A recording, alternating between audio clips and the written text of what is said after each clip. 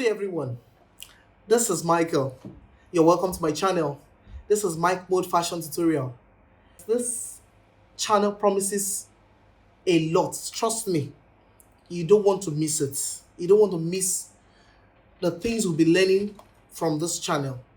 So, like, subscribe, and share. Last time, I did an introduction on this channel, on what the purpose of this channel will be for. And one of which purpose is we're going to be learning the art and the science of fashion designing.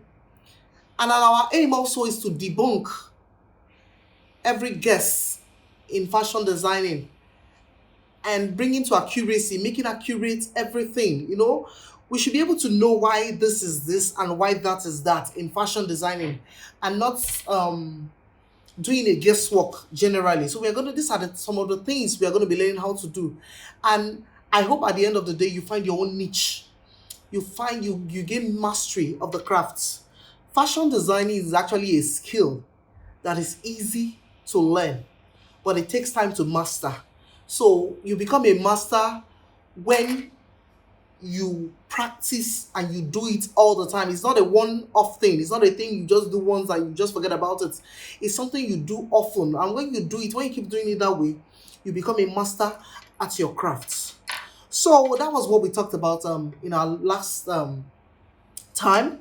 So we're going to be learning a little bit about pattern drafting. Okay, we're going to be identifying some tools, and probably after the identification, we're going to even know what pattern drafting is all about. This is our pattern paper. This is our hip curve. These are our rulers. We have a long ruler and a short ruler.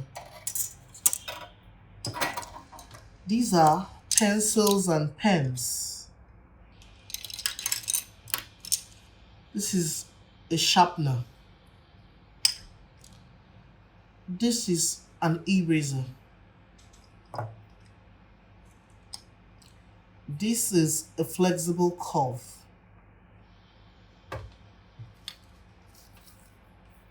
This is a French curve.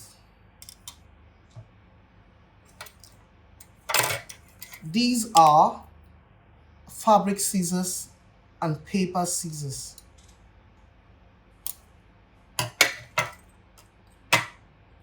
This is a tracing wheel. This is a masking tape.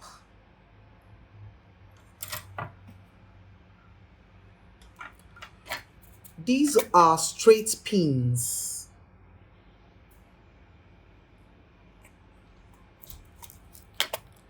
This is an awl, AWL.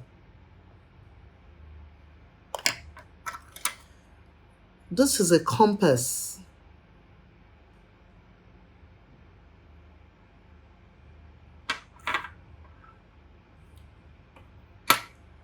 Now this is a notcher, a pattern master, a measuring tape. So before we continue, we're going to go on a short break. Be right back. Please don't leave that dial.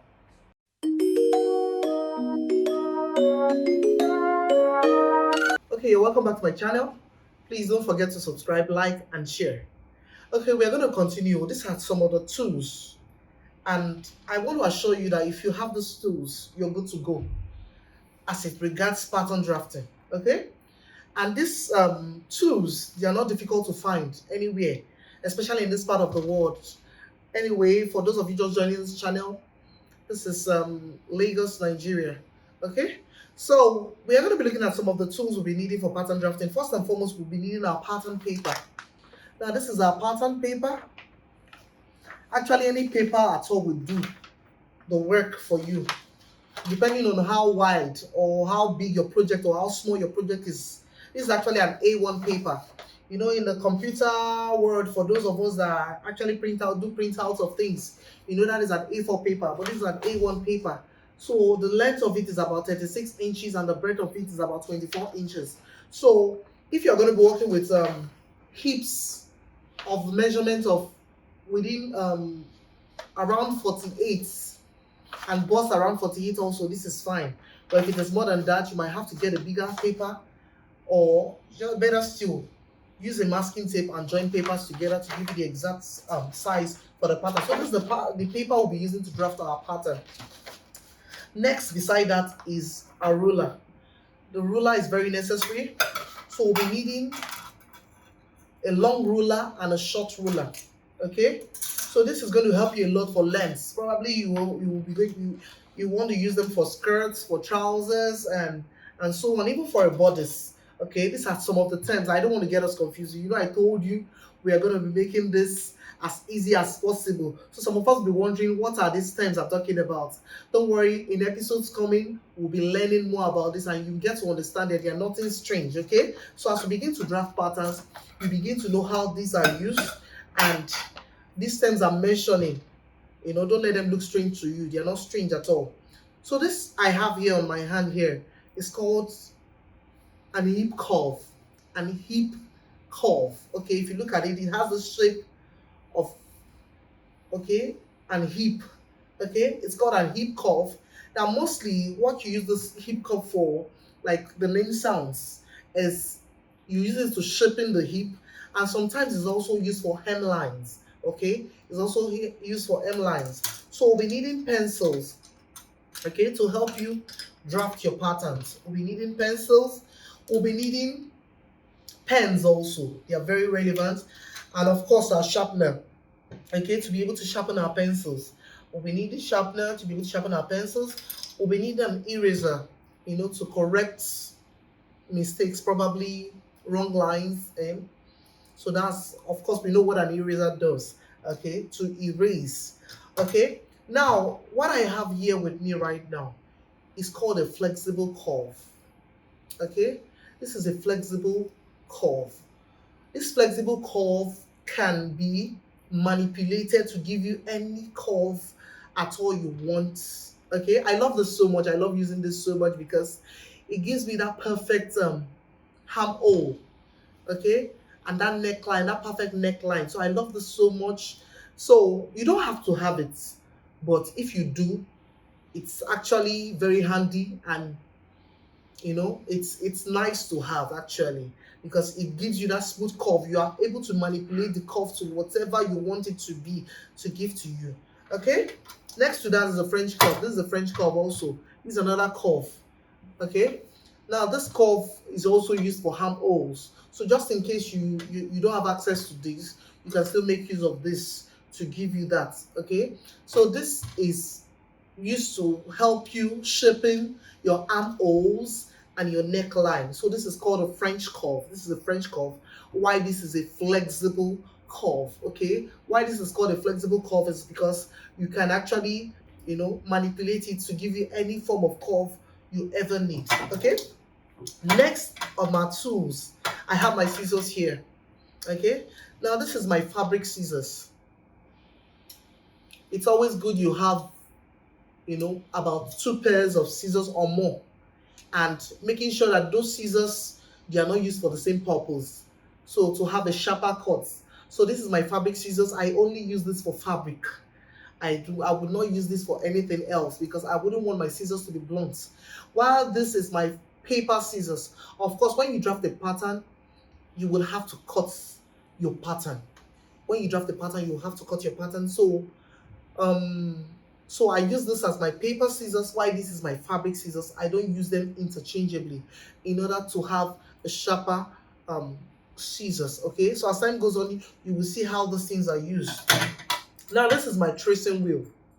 Okay, now this tracing wheel, there's a wheel in front of this. If you can see this very well, it actually rolls. What you use this for? We are going to be using this also when we start drafting our pattern. This is actually used to transfer patterns into paper. For example, you draft a pattern and you want to transfer it into another paper.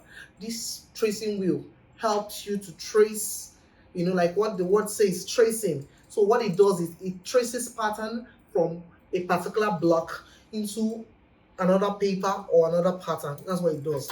Of course, we'll be needing a tape also. This is a masking tape. I prefer using this because I feel it's durable, it is firm, but if you have a sellotape also, it's also nice to use.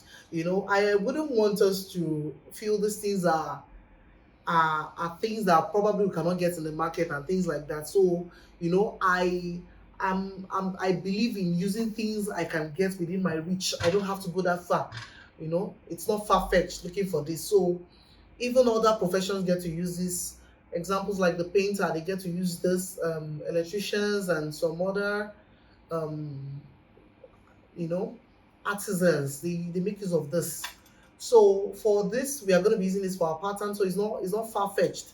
So you can either use this or you get a sellotape. They're fine. They'll do the work perfectly for you.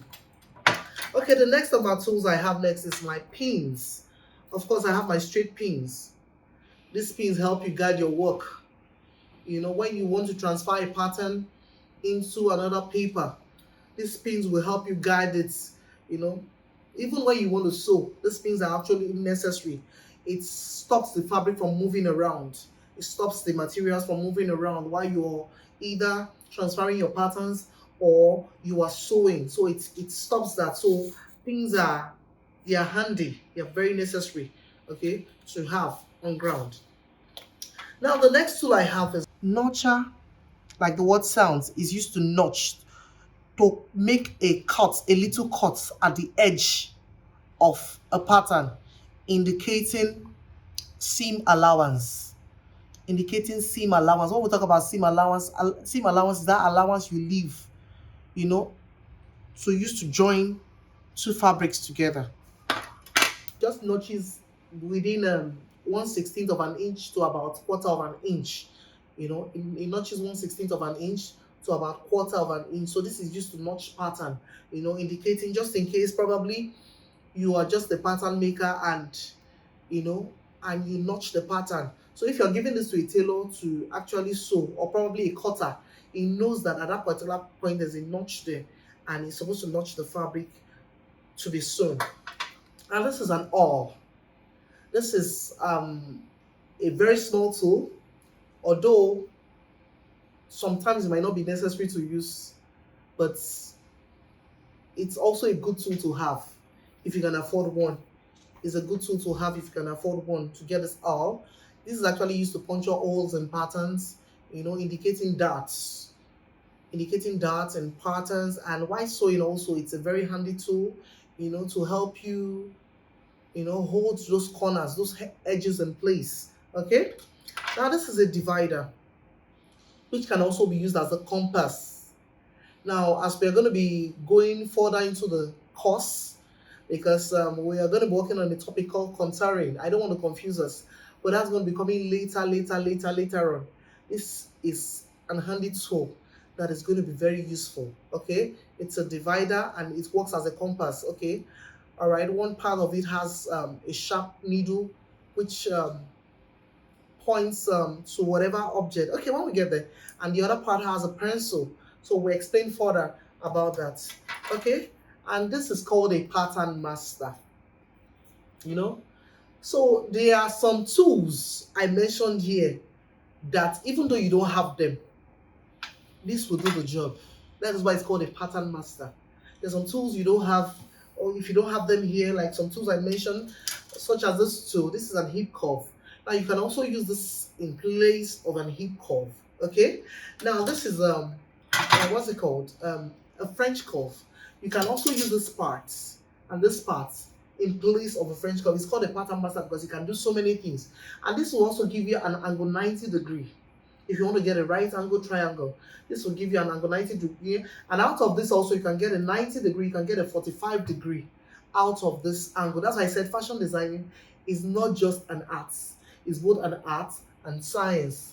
Okay, it's both an art and science. So by the time we start drafting, you will see the science part of this. Okay, so this is a pattern master, and this is also very useful for probably you want to make jackets for lapels. It gives you that that smooth color you would love to have in a lapel. Okay, so last but not the least on this category, we have a measuring tape. A measuring tape. Okay, so our measuring tape, it has about 60 inches. It could be more, but I think for an average person, a tape, a measuring tape of about 16 inches should be enough. Okay, so we have the centimeters behind it also. Okay, in this part of the world, we are very much used to the imperial and not the metrical. You know, when we talk about the imperial, we're talking about measurements in inches and feet, okay, and in pounds. But when we talk about the metrical, we're now talking about the centimeter, the grams, and all that, okay?